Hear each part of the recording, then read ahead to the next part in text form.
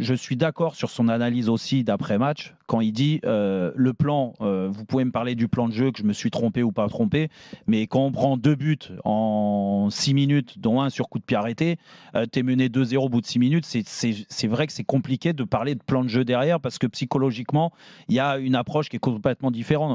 Autant tu as une équipe qui est la tête sous l'eau, c'est l'Olympique Lyonnais, et il te faut quelques minutes pour reprendre le dessus, et puis tu as une équipe euphorique en face, avec un Parc des Princes qui était chaud bouillant hier, donc compliqué de reprendre la stratégie de Pierre Sage du début de match. Mais une fois que tu as dit ça, moi, ce que je reproche à Pierre Sage, et bien sûr qu'il parle bien de foot, j'ai adoré, comme tu l'as dit, son interview dans l'équipe, c'est son analyse d'hier, parce qu'il ne veut pas reconnaître qu'il s'est trompé sur la première mi-temps. Oui, il s'est trompé, parce que quand tu viens au Parc des Princes, et pourtant il analyse les matchs, il les voit les matchs, quand tu viens au Parc des Princes pour avoir le ballon, bah déjà, il n'y a aucune équipe, même quand le PSG a été mauvais, aucune équipe qui a réussi à avoir la possession de balle contre le Paris Saint-Germain. Donc, je regardais les statistiques, le PSG, c'est la 3e meilleure équipe en termes de possession en Europe. Donc, c'est compliqué. En plus, au Parc des Princes, de rivaliser là-dessus et même de les battre. Donc, déjà, ça, c'est pour moi la première erreur. La deuxième erreur, c'est de miser sur un pressing tout terrain, haut sur le terrain, pour contrer le PSG à la perte de la balle, ouais. Alors qu'on sait très bien que la stratégie du PSG, et c'est là qu'ils ont le meilleur, ils l'ont montré, c'est les transitions extrêmement rapides qu'ils peuvent mettre en place, et on l'a vu sur la première mi-temps, où là il y a eu des fusées dans tous les sens, et encore, où il est sauvé, c'est qu'il n'y avait pas Dembélé et Mbappé sur le terrain, parce que si les deux sont là, peut-être qu'au lieu d'en prendre 4 en une mi-temps, ils en prennent 8, quoi. Et la deuxième chose, c'est après la construction de l'équipe, parce que quand tu veux mettre un pressing en place, bah, il faut des mecs concentrés à la perte de la balle, et des mecs qui tactiquement ont une vraie culture.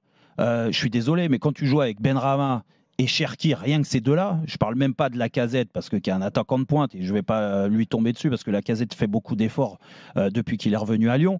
Mais quand tu as déjà à la perte de la balle Cherki et Benrahma, qui ne sont pas toujours très concentrés, qui n'ont pas un énorme volume dans le pressing pour récupérer des ballons, déjà, tu as 2 joueurs en moins. Encore que tu as les 2 milieux de terrain, Cacré et Matic. Matic, on le voit, il est rattrapé par l'âge aujourd'hui. C'est un très bon joueur de football, il le montre encore. De toute façon, il n'a pas la carrière comme il a par hasard.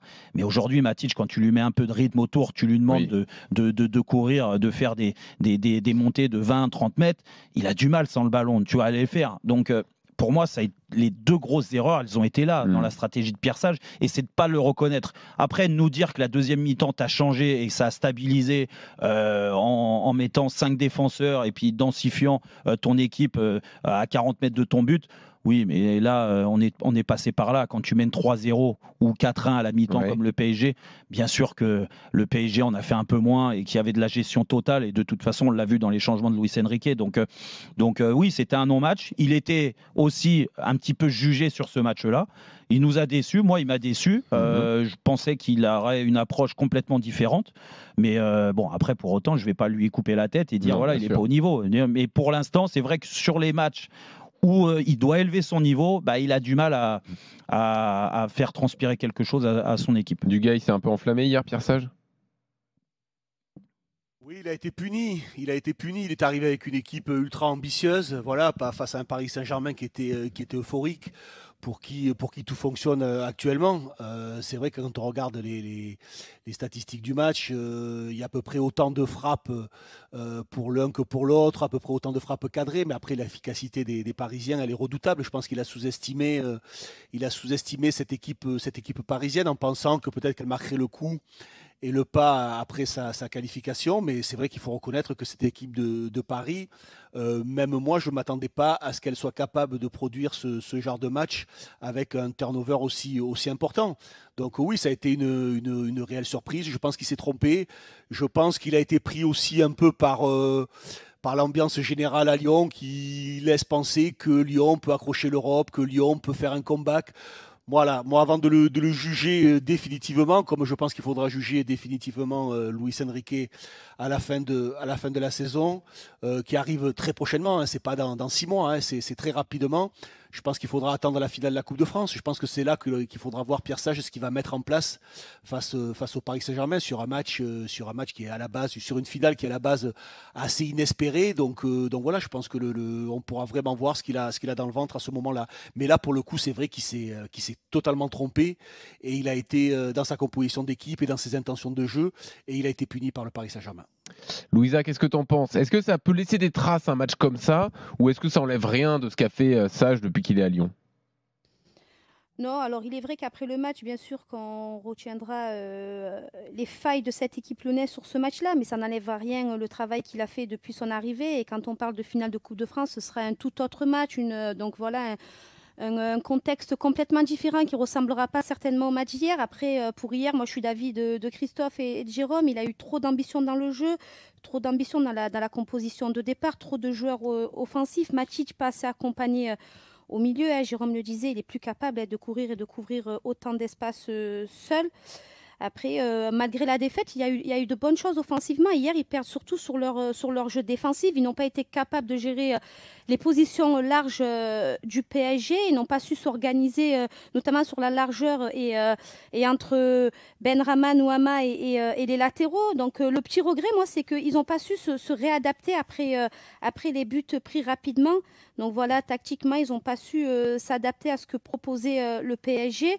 Donc voilà, après un deuxième mi-temps, c'est vrai que le fait d'avoir fait des changements, ça a augmenté leur capacité à défendre. Mais sur la première mi-temps, il y a eu trop de failles exploitables qui n'ont pas su gérer. Mais aussi, le PSG s'est présenté avec une équipe remaniée, mais ils ont été incroyables sur cette première mi-temps dans le jeu. Après moi, ce que je ne sais pas si c'est le cas, mais quand une équipe comme Lyon, alors Dugas, je suis assez d'accord avec toi sur le fait qu'en effet, il y a une enflammade aujourd'hui du côté de l'Olympique lyonnais, et on se dit, tiens, pourquoi pas l'Europe avec ces résultats?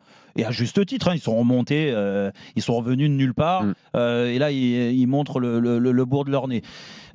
Cette enflammade, je pense qu'elle a touché aussi Pierre Sage automatiquement, et que dans sa construction d'équipe, quand tu viens au parc en étant aussi ambitieux, c'est vraiment que tu veux montrer que, regarde, tactiquement, Luis Enrique, je vais te montrer que moi, je peux te contrer là-dessus, que j'ai les joueurs pour ça et je vais les porter là-dessus. Sur des matchs plus à la portée de Lyon, il ne l'a pas fait. Mais ce qu'il a...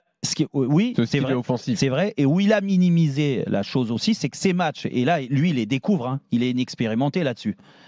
Ces matchs à haute pression, et ce qu'il aura, et je lui souhaite, s'il continue l'année prochaine, ce qu'il aura d'autant plus l'année prochaine, parce qu'il y aura d'autres ambitions à Lyon. Là, il ne faudra pas sauver Lyon, il faudra mettre Lyon tout là-haut. Et donc la pression, elle sera différente. Ça, ces matchs à haute pression, je suis désolé, il y a l'approche technico-tactique, on est d'accord, les entraîneurs, ils mettent en place ces trucs, et c'est pas tu joues en 4-4-2 et tu vas gagner, ou en 4-3-3, bien sûr qu'il y a des plans en fonction de l'adversaire. Mais psychologiquement, mentalement, il faut aussi faire grimper les mecs au rideau. Dire, tu peux pas entamer un match au Parc des Princes, prendre le premier but au bout d'1 minute 30 sur un contre où tu as l'impression qu'ils sont même pas dans les duels, et que sur le deuxième coup dur, du moins le coup de pied arrêté, tu as un premier duel qui est perdu et tu as Beraldo qui se retrouve tout seul au 5-50. Donc pour moi, c'est un problème aussi d'approche. Et là, Pierre Sage, il a fauté sur ce match-là.